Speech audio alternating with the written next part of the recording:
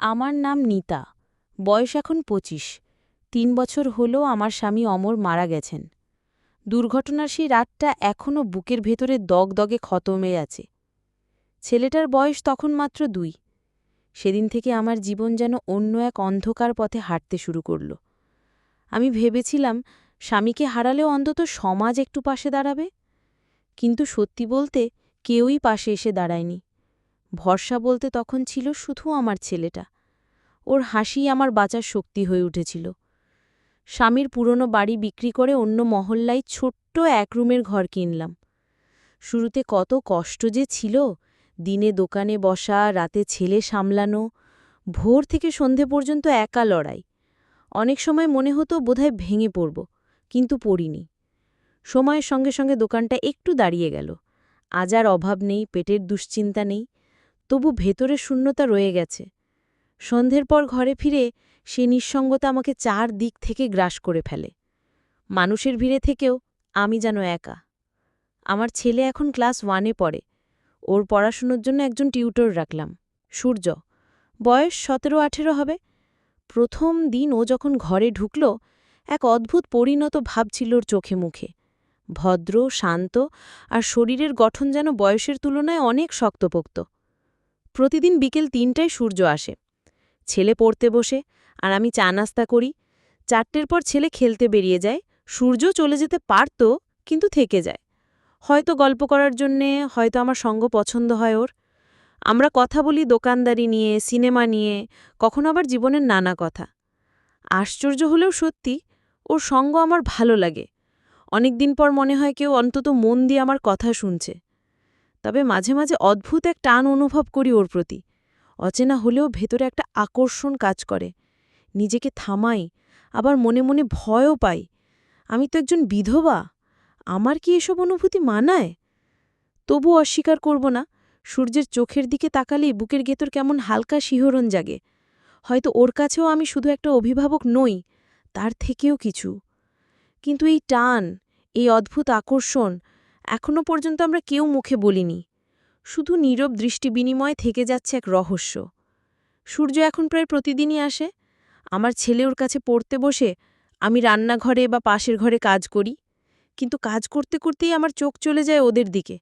সূর্য পড়াতে বসে থাকলেও মাঝে মাঝে চোরের মতো তাকায় আমার দিকে। চোখাচোখি হয়ে গেলে ও তাড়াতাড়ি চোখ সরিয়ে নেয়। অথচ আমি জানি ওর সেই চাউনি এড়ানো যায় না। বুকের ভেতর কেমন যেন ঢেউ খেলে যায়। একদিন ছেলেটা পড়া শেষ করে খেলতে চলে গেল। আমি টেবিলে চা নিয়ে এলাম। সূর্য বলল, কাকিমা, আপনি একা এত কিছু সামলান কিভাবে?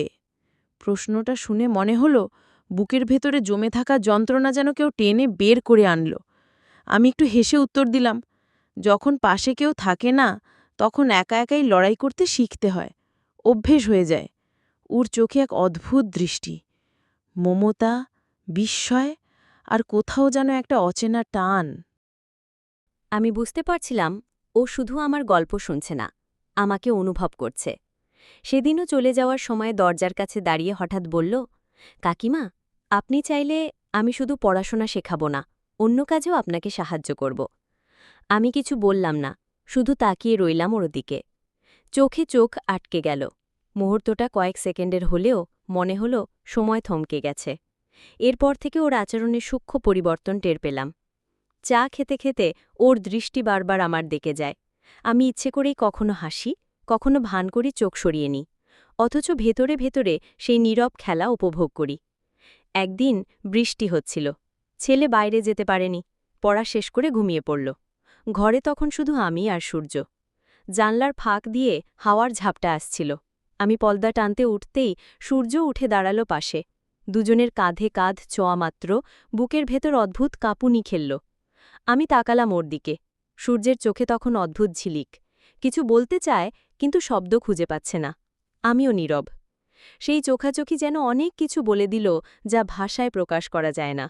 সেদিন প্রথমবার স্পষ্ট বুঝলাম, আমাদের মধ্যে টান শুধু কল্পনা নয়, সত্যিই কিছু জন্ম নিচ্ছে।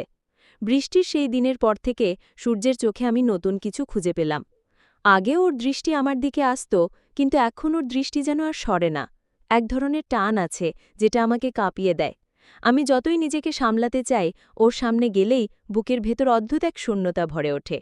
মনে হয় এই ছিলটার উপস্থিতি আমার দীর্ঘ একাকিত্বে এক টুকরো আলো এনে দিয়েছে। একদিন বিকেলে সূর্য পড়াতে এসেছিল। ছেলে হঠাৎ বন্ধুর বাড়ি খেলতে গেল। ঘরে শুধু আমরা দুজন। আমি চা বানিয়ে আনছিলাম, তখনই দেখি সূর্য চুপচাপ বসে আমার দিকে তাকিয়ে আছে। আমি একটু মুচকি হেসে বললাম, কি হলো, এমন করে তাকাচ্ছ কেন? ও একটু ইতস্তত করে বলল, কিছু না, তবে মাঝে মাঝে মনে হয় আপনি খুব একা। কথাটা যেন সরাসরি বুকের ভেতরে গিয়ে লাগল। আমি চুপ করে গেলাম, চোখে জল চলে আসছিল, তবে সামলে নিলাম। হ্যাঁ, একা তো বটেই। আমার গলা কাঁপছিল। ও উঠে এসে আমার হাতে ধরা কাপটা নিল, তারপর আস্তে করে আমার হাত ছুঁয়ে ফেলল। স্পর্শটা এত কোমল, অথচ বুকের ভেতরে যেন আগুন জ্বলে উঠল। আমাদের চোখ এক হয়ে গেল। সেই দৃষ্টির ভেতরে ছিল অজস্র কথা, অনুভূতি, আকাঙ্ক্ষা আর অদ্ভুত এক টান। মনে হচ্ছিল আমরা দুজনেই অনেক দিন ধরে এই মুহূর্তের অপেক্ষায় ছিলাম। আমি ফিসফিস করে বললাম, সূর্য, আমরা যা ভাবছি তা কি ঠিক? ওর চোখে দৃঢ়তা, ঠোঁটে এক চাপা হাসি। উত্তর দিল, হয়তো সমাজের চোখে ঠিক নয়, কিন্তু হৃদয়ের চোখে এটা সত্যি। কথাগুলো শোনার পর আর কোনো বাধা রইল না। আমাদের মাঝে দূরত্ব ভাঙল। এক অদ্ভুত আকর্ষণ আমাদের টেনে নিল কাছাকাছি। আমি বুঝলাম, এই টান আর নীরব রাখার মতো নয়। সেদিন প্রথমবার আমরা দুজনই নিজেদের হৃদয়ের গোপন অনুভূতি স্বীকার করলাম। সেদিনের পর থেকে আমাদের মধ্যে যেন অদৃশ্য এক সেতু তৈরি হল। সূর্যের চোখে আমি নতুন দৃঢ়তা খুঁজে পাই, আর আমার ভেতরে জন্ম নেয় অদ্ভুত এক উষ্ণতা। তবু মন খুঁতখুত করে, সমাজ কি বলবে, মানুষ কি আমাকে ভুল বুঝবে? কিন্তু যখন সূর্যের সামনে দাঁড়াই, সব প্রশ্ন গলে যায়। শুধু বুকের ভেতরে বাজতে থাকে একটাই সুর, আমি আর একা নই। একদিন সন্ধ্যায় দোকান বন্ধ করতে দেরি হয়ে গেল। ছেলে পাশের বাড়িতে খেলছিল। সূর্য অপেক্ষা করছিল আমার জন্য। আমি ক্লান্ত হয়ে চেয়ারে বসতেই ও হঠাৎ কাছে এসে দাঁড়াল। আপনি এত কষ্ট করেন কেন? আমাকে একটু ভরসা দিন কাকিমা। কথাটা শুনে বুক কেঁপে উঠল। আমি চেয়ে রইলাম ওর দিকে। সেই দৃষ্টিতে ছিল নির্ভরতার আবেদন আর অদ্ভুত এক টান। আমি কিছু বলার আগেই ও আস্তে আস্তে আমার হাত দুটো নিজের হাতে নিয়ে নিল। স্পর্শে এক অদ্ভুত উষ্ণতা ছড়িয়ে পড়ল শরীর জুড়ে। আমি আর সামলাতে পারলাম না, চোখ ভিজে উঠল। ও ধীরে ধীরে আমাকে কাছে টেনে নিল। আমি অবাক হয়ে ওর বুকের ভেতর মুখ লুকিয়ে ফেললাম। অনেক বছর পর মনে হলো কারো কাঁধে আমি নিশ্চিন্তে ভর করতে পারি। ওর আলিঙ্গন ছিল শক্ত অথচ কোমল, যেন বলছে, তুমি একা নও, আমি আছি। আমি কোনো উত্তর দিলাম না, শুধু চোখ বুজে সেই মুহূর্ত উপভোগ করলাম। সেদিন প্রথমবার আমরা দুজনই সব বাধা ভুলে গেলাম। আমাদের মধ্যে দূরত্ব গলে গিয়ে জন্ম নিল এক নতুন সম্পর্কের শুরু, যেখানে ছিল ভরসা, আকর্ষণ আর এক অনুচ্চারিত ভালোবাসা। সেদিনের সেই প্রথম আলিঙ্গনের পর থেকে আমাদের সম্পর্ক যেন অন্য মাত্রা পেল। আমি আর সূর্য একে অপরের সামনে আগের মতো স্বাভাবিক থাকতে পারছিলাম না। চোখে চোখ পড়লেই বুক কেঁপে উঠত। কথার ফাঁকে ফাঁকে লুকানো থাকত এক অদৃশ্য টান। তবু আমি ভয় পেতাম। বহুবার মনে হয়েছে আমি তো একজন মা, বিধবা, সমাজের চোখে দায়িত্বশীল নারী। সেখানেই টান, এই সম্পর্ক যদি কারোর নজরে পড়ে যায়। কিন্তু বুকের গভীরে যে শূন্যতা, সূর্য ছাড়া আর কেউ কি তা পূরণ করতে পারবে? একদিন বিকেলে সূর্য পড়াতে এসেছিল। ছেলে বাইরে খেলতে গেল। ঘরে শুধু আমরা দুজন। আমি কাপড় মেলতে ব্যালকনিতে দাঁড়িয়েছিলাম। হঠাৎ দেখি সূর্য নীরবে পাশে এসে দাঁড়িয়েছে। হাওয়ায় আমার ওড়না উড়ে গিয়ে ওর কাঁধে ছুঁয়ে গেল। আমি আকস্মিকভাবে তাকালাম ওর দিকে। সেই দৃষ্টিতে স্পষ্ট অনুভব করলাম, আমরা দুজনেই আর এই আকর্ষণ অস্বীকার করতে পারছি না। কাকিমা। ওর কণ্ঠে ছিল দ্বিধা আর আকুলতা। আমি ধীরে বললাম, কিছু কথা না বললেও মানুষ বোঝে সূর্য। ওর চোখ ভিজে উঠল। মুহূর্তেই বুঝলাম, এই ছেলেটি শুধু আমার টিউটর নয়, আমার নিঃসঙ্গ জীবনের আশ্রয় হয়ে উঠছে। আমি এগিয়ে গিয়ে বললাম, কিন্তু সমাজ আমাদের বুঝবে না, মানুষ ভুল কথা বলবে। সূর্য শান্ত গলায় উত্তর দিল, মানুষের কথা ভাবতে গিয়ে যদি আমরা নিজেদের সত্যি অনুভূতি চাপা দিই, তাহলে কি কখনো সুখী হতে পারব? আমি আর উত্তর খুঁজে পেলাম না, শুধু এক পা এগিয়ে ওর কাঁধে মাথা রাখলাম। সূর্যের হাত আস্তে করে আমার হাত জড়িয়ে ধরল। মনে হচ্ছিল ঝড় বাদলের মাঝেও আমি যেন এক টুকরো নিরাপদ আশ্রয় খুঁজে পেয়েছি। কিন্তু ভেতরে ভেতরে জানতাম এই সম্পর্ক যত গভীর হচ্ছে ততই একদিন তা আমাদের কঠিন পরীক্ষার সামনে দাঁড় করাবে। আমাদের সম্পর্ক এখন নীরব অথচ দৃঢ় বাঁধনে বাঁধা।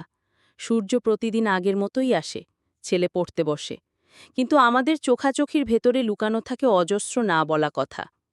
কখনো টেবিলের ওপর দিয়ে হাত ছুঁয়ে যায়, কখনো আমি চা দিতে গিয়ে ইচ্ছে করেই একটু দেরি করি যেন মুহূর্তটুকু দীর্ঘ হয়। বাইরে থেকে সব স্বাভাবিক, কিন্তু ভেতরে ভেতরে আমরা দুজনেই জানি এখন আর কেউ কারো বাইরে থাকতে পারি না। তবু আমি ভয় পাই। প্রতিবার সূর্যের দিকে তাকিয়ে মনে হয় এই সম্পর্ক যদি কারো নজরে পড়ে যায়, যদি গলিতে কারোর চোখে ধরা পড়ে আমাদের এই টান।